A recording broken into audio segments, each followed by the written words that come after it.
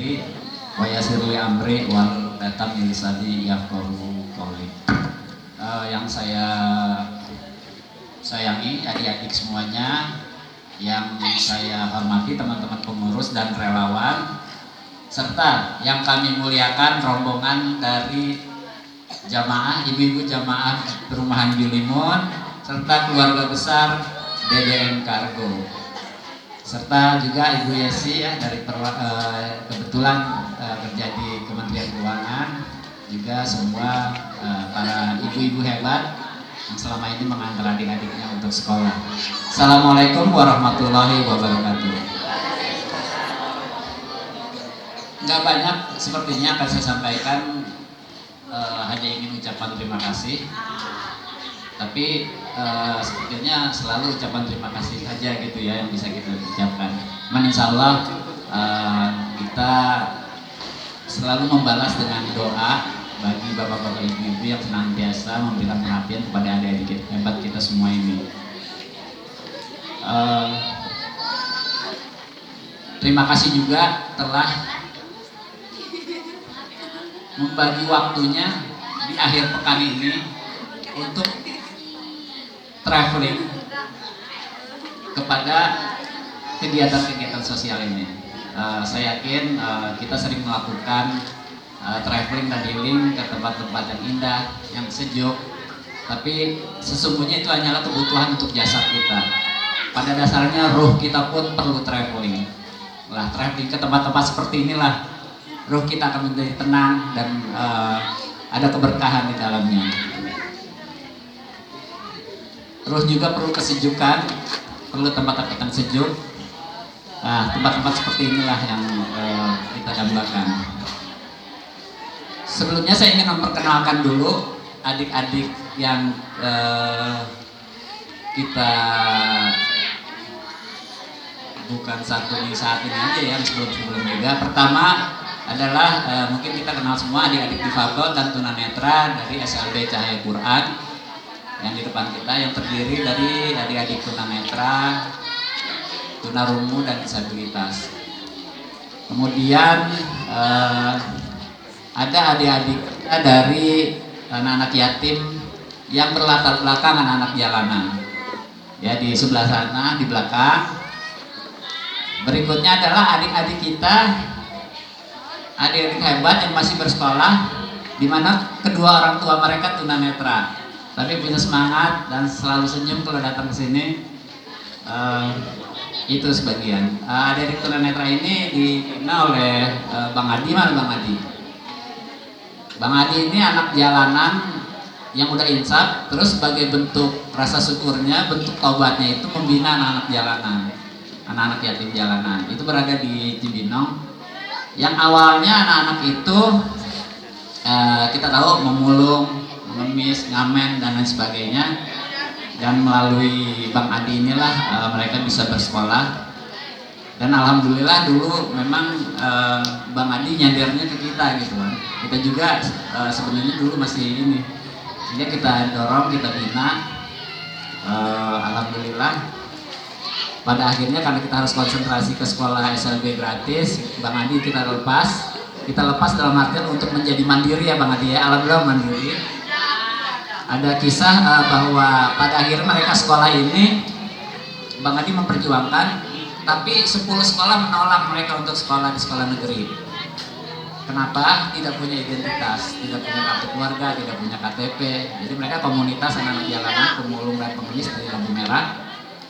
Dari 10 sekolah negeri yang menolak, yang didaftarkan, 9 menolak, 1 orang akhirnya menerima. Ya udah sekolah dulu deh, legalitas belakangan. Dan 1 sekolah itu dipimpin oleh kepala sekolah Kristen. Luar biasa.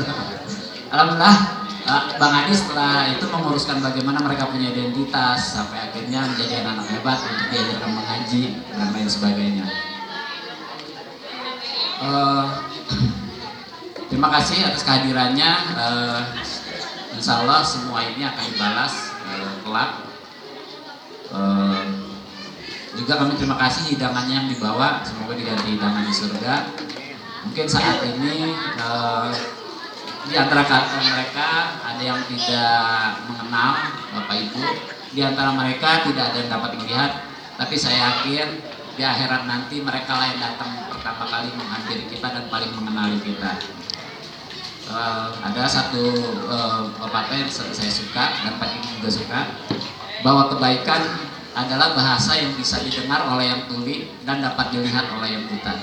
Jadi insya Allah hati mereka dapat merasakan ada kebahagiaan walaupun datar-datar aja di antara mereka. Kebahagiaan mereka adalah pertemuan-pertemuan seperti ini. Mereka merasa bahwa eksistensi mereka diakuin. Saya merasa adik-adik ini saat ini menjadi mulia karena dihadiri oleh orang-orang yang mulia, yang berhati mulia, yang senantiasa memberikan perhatian kepada mereka. Insya Allah sekali lagi kami hanya mendoakan. Insya Allah kami juga akan terus mendoakan, tidak hanya pagi ini saja. Saya selalu tekankan kepada adik-adik untuk selalu mendoakan orang-orang baik yang selama ini membantu kita semua. Demikian dari saya, tidak banyak. Cuman pagi ini saya merasa seperti reuni alumni umroh ini. Sehingga teman-teman masih ingat. Dari situ banyak hal yang saya dapat, gitu. Dari situ banyak hal yang saya dapat. Saya ingin, saya pikir kebanyakan orang setelah umroh itu ingin kembali lagi. Demikian juga saya. Tapi saya menjadi seorang yang egois kalau saya sendiri yang balik ke sana. Saya sedang bermimpi kepada adik-adik, saya akan membawa mereka umroh ke Tanah Suci. Wah, tabungan surga kayak juga nih. Enggak, setiap program Yayasan Tabungan Surga kita buat itu bukan berarti kita punya uang, tapi kita buat dulu programnya baru ikhtiar seperti itu. Demikian juga program umroh ini. Pada saat yang tunanetra mendengar cerita tentang Putri Aryani yang sampai mendapat golden talent di Amerika, yang tunanetra itu, saya bisa merasakan anak tunanetra kita menjadi minder, menjadi jatuh mental dan lain sebagainya. Salah satu motivasi yang saya berikan kepada mereka, enggak, Pak Firman dan para donatur bukan mimpinya bukan membawa kalian ke Amerika, saya bilang. Mimpi kita adalah membawa mereka ke Tanah Suci. Seperti itu. Nah, itu yang menjadi motivasi kita semuanya. Insyaallah siapapun pada akhirnya sebagaimana kedatangan Bapak Ibu ke sini, demikian pula keberangkatan kita ke umroh, tentunya ini adalah privilege dari Allah bisa bertemu mereka. Ini tentunya tidak semua orang diberikan kesempatan bertemu kepada mereka. Saya sudah suka merenung sebenarnya pada saat mengelola mereka. Di antara miliaran manusia yang diciptakan manusia, kenapa mereka gitu? Yang tunanetra, yang kulit, yang lain sebagainya.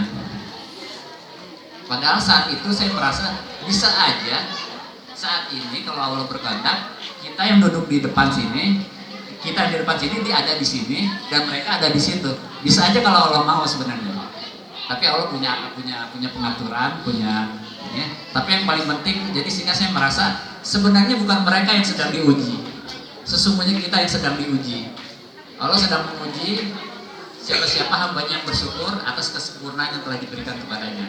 Dan alhamdulillah telah dibuktikan pada hari ini bahwa bapak-bapak, ibu-ibu adalah orang-orang yang telah bersyukur atas kesempurnaan hidup, tidak hanya secara fisik tapi juga secara materi. Saya merasa, saya sebut mereka luar biasa, benar-benar luar biasa. Tidak ada yang cacat, tidak ada yang kekurangan. Karena pada akhirnya saya berpikir tidak penting cacat tubuh, tapi hati mereka luar biasa sempurnanya. Tapi satu sisi di luar banyak yang tubuhnya sempurna tapi cacat hatinya, seperti itu. Jadi kita tinggal pilihan kita yang mana. Saya pikir itu aja Pak Dedi dan Bapak Ibu-Ibu. Mungkin nanti apa yang saya sampaikan ini kalau nyari rujukan dan ininya nanti ke Pak Ustadz aja, Pak Ustadz Barnawi ya. Karena Pak Ustadz Barnawi, kalau saya kan sarjana, cuman sarjana kehidupan gitu. Kalau Pak Darmi kan sarjana S2, udah S3 malah sarjana kehidupan, sarjana agama, sarjana akademis. Masya Allah. Ya nanti kita dengarkan ya tausiah dari Pak Ustadz Barnawi yang tentunya mudah-mudahan bisa memotivasi kita semua. Dan untuk urusan itu kita serahkan nama ahlinya nanti. Demikian dari saya. Wassalamualaikum warahmatullahi wabarakatuh.